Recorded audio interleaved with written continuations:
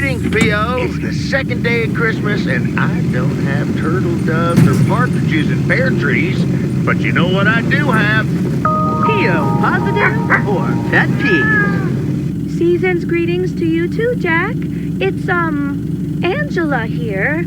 I watched the movie Gremlins the other day, right in my own cozy VCR-equipped living room. And I just want to say that it was a lovely and inexpensive way to have a great time. Thanks for the tip, Angie. Angela.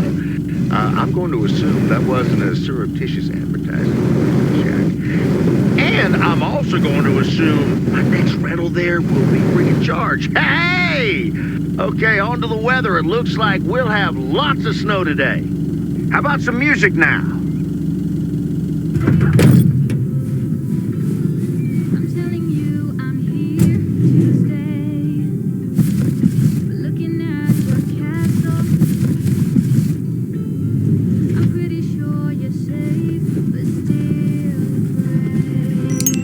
Yes, I understand, but Maureen said... Doesn't really matter what Maureen said. I can't help that her orders have been delayed because of the snow. She should have just ordered sooner. It's not like New Year's Eve appeared on the calendar out of nowhere. That's true, but it was only 2 weeks ago that she decided to throw a celebration at the diner. And once we're sure we can host a proper party for everyone, you are also invited. That sounds an awful lot like blackmail to me. Please come to my party, Nancy. But first, hand over a football team supply of cheesy dip, quiche, and sloppy joes. I'm sure she didn't mean it that way, and I'm sure you're more than welcome either way. But I have to run now. Bye, Nancy, and hi-bye, Thomas. Bye, Kay. Marine Hennessy strikes again. P.O. would be a boring place without her. Boring? Drama-free might be the word you're looking for. One thing's for sure, she does not know how to run a business. Always bites off more than she can chew. And now I'm supposed to come to the rescue? Isn't this a great opportunity to generate some extra revenue? With the ridiculous discount she's demanding, it's mostly nothing but a great opportunity for a lot of extra work. Anyway, is that parcel for me? You can just put it on the counter. Sure thing, Nancy. Have a great day.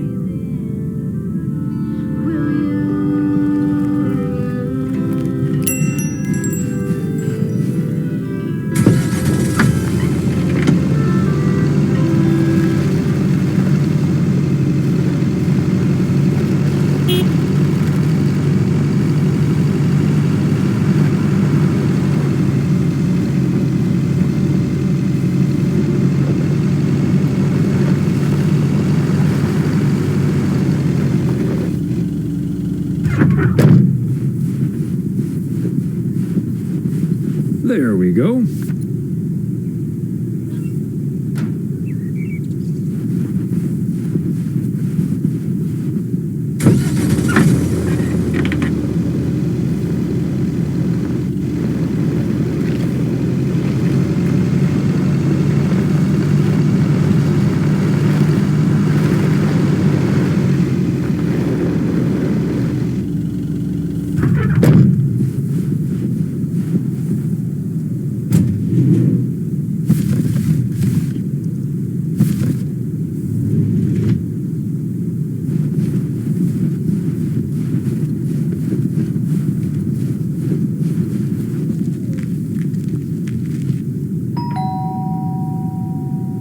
Kovacs family always heads to Arizona in the wintertime. And who can blame them?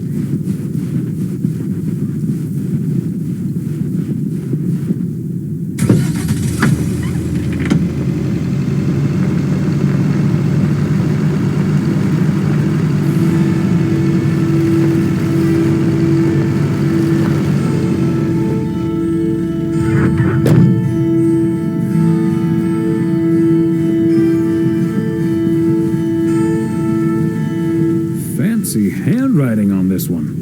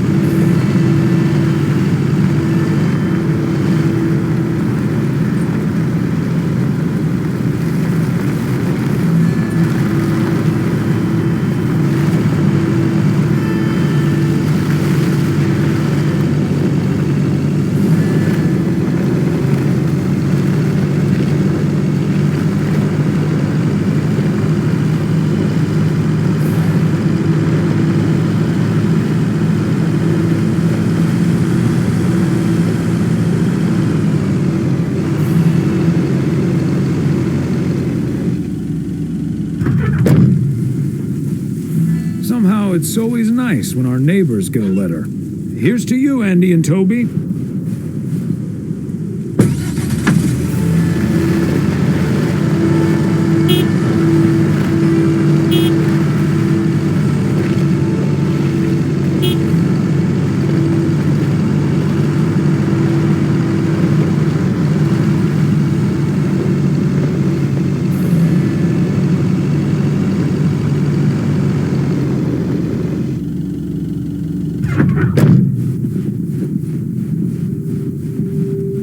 Another satisfied customer. Unless it's Bill's.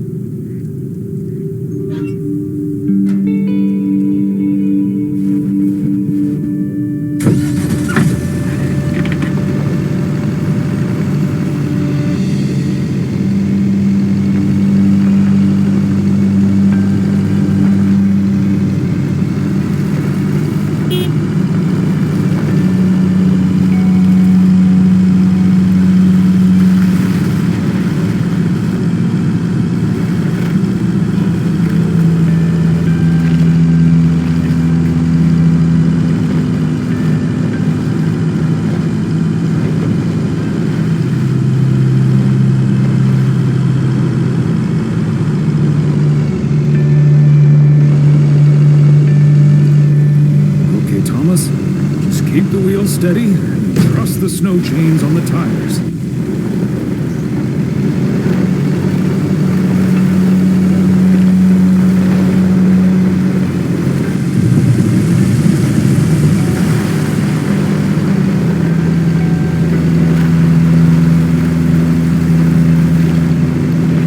I'm reminded of our honeymoon to Niagara Falls all those many years ago.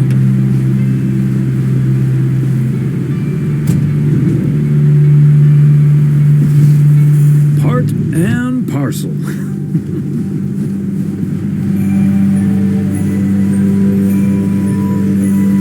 Hey there. Looks like Santa's a little late this year.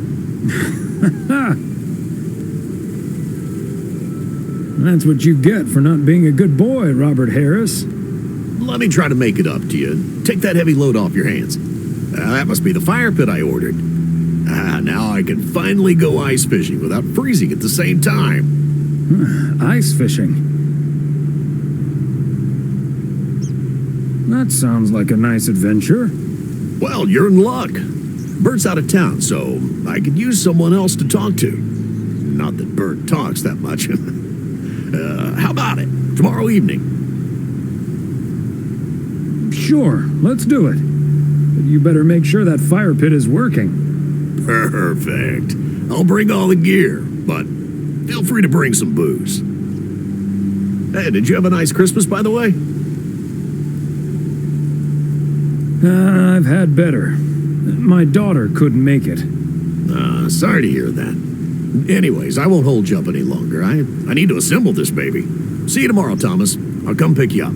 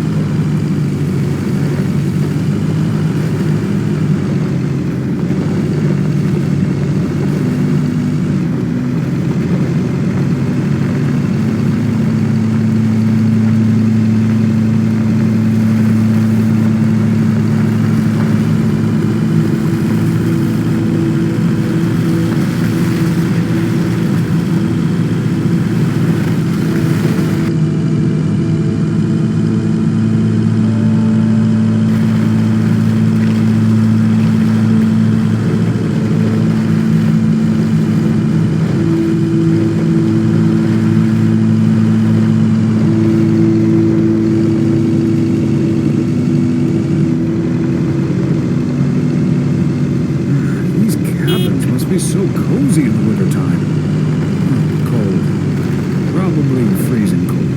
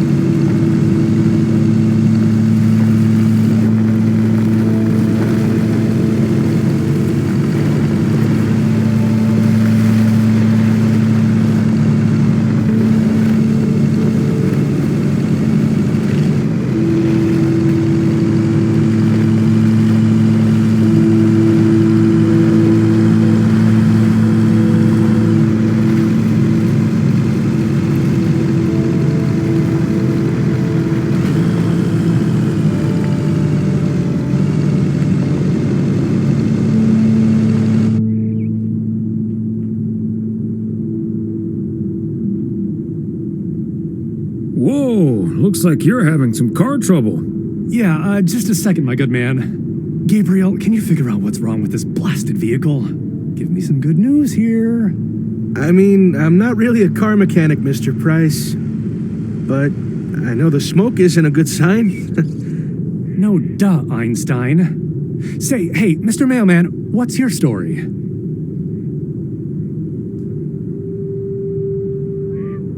Name's Thomas Weiss, and yes, I do deliver the mail.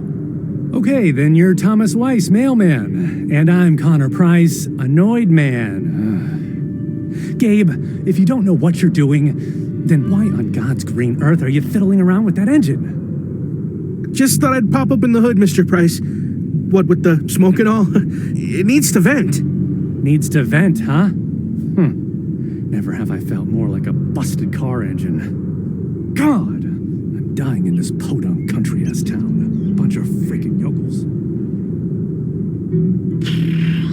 So, hey there. I see you've already had the privilege of the full Connor Price experience. Quite the experience it was. Well worth the price of admission. Yeah, Connor can be a bit much. Anyway, I'm Ilsa Richter, local TV segment producer turned car problem solver.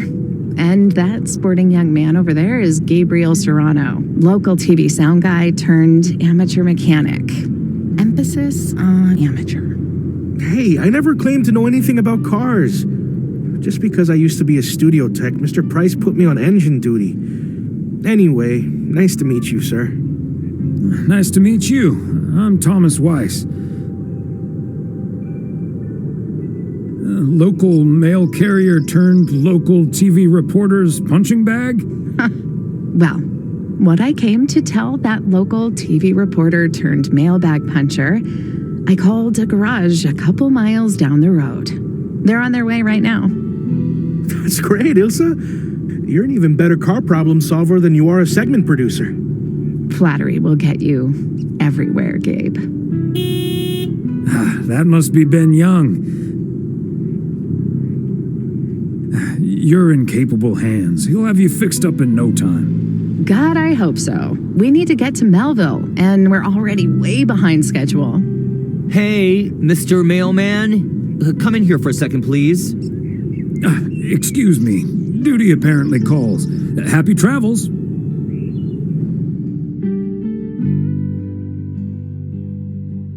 Sounds like there's an emergency. Uh-huh. Hey, I'm new here.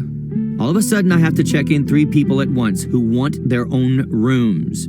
Separate but close to one another, all equipped with TV VCRs. And, well, long story short, I need to reach Emily Weiss, stat. I'm guessing the local post guy would know where to reach her.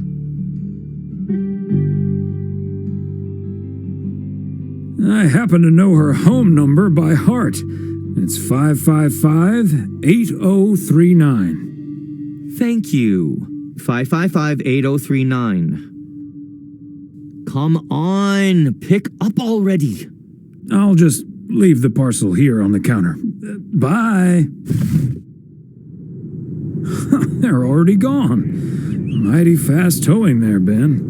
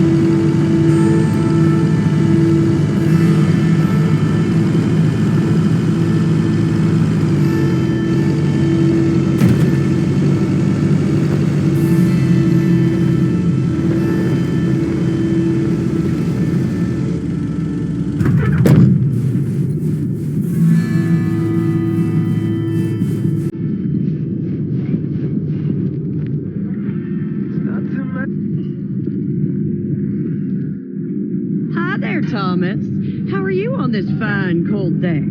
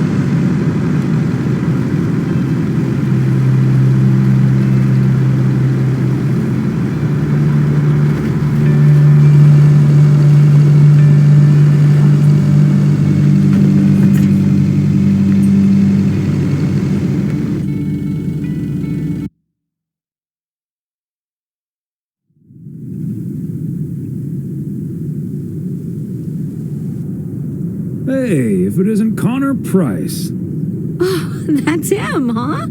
He's taller than he looks on TV. Let's hope he's in a better mood now. He was really quite rude to me earlier.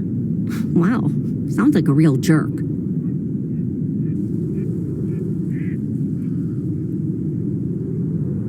Hello, Mr. Price. Still fuming, I see. Well, hey there. Good to see you, man. Yeah, I guess smoking is a slightly healthier way to blow off steam, especially since we've had a bit of change of plans. Oh, hi, ma'am. I don't think we've met. Connor Price, KNW6. Welcome to the Oregon Trail Motel, sir. Better get to work, honey. I'll see you tonight. Okay, what's up with her? Christmas hangover?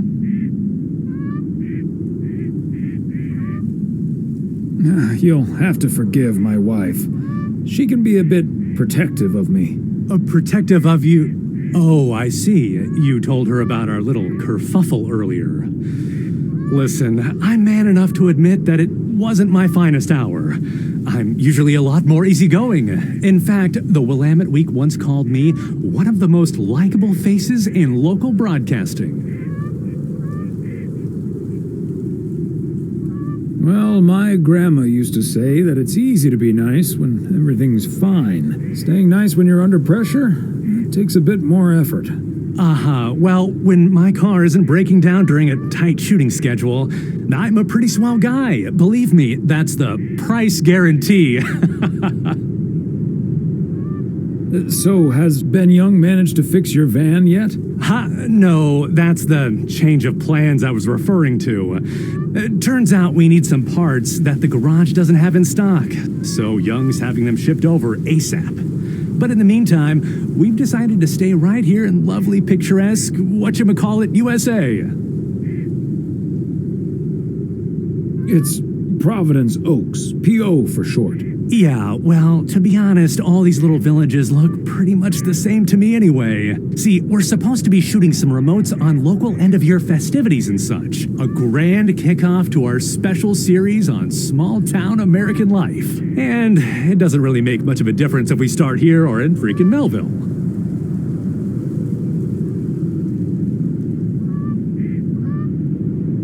Except, of course, that Providence Oaks is way nicer than frickin' Melville.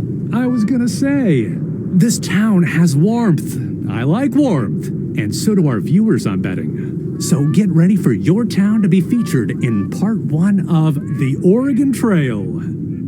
Title pending. Might be a little too on the nose.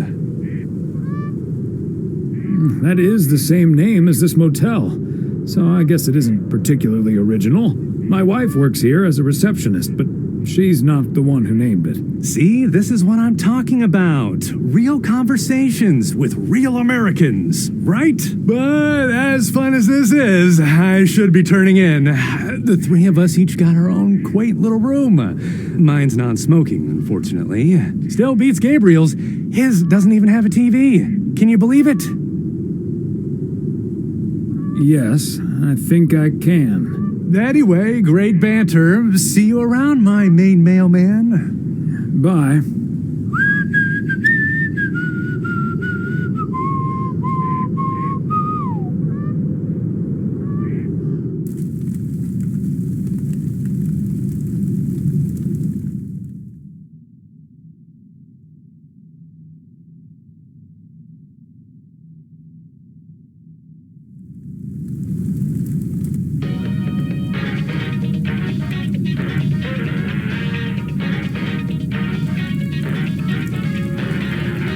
Attention, everybody! There's a suspect situation at the drive-in. Sounds like a job for fries and a hamburger.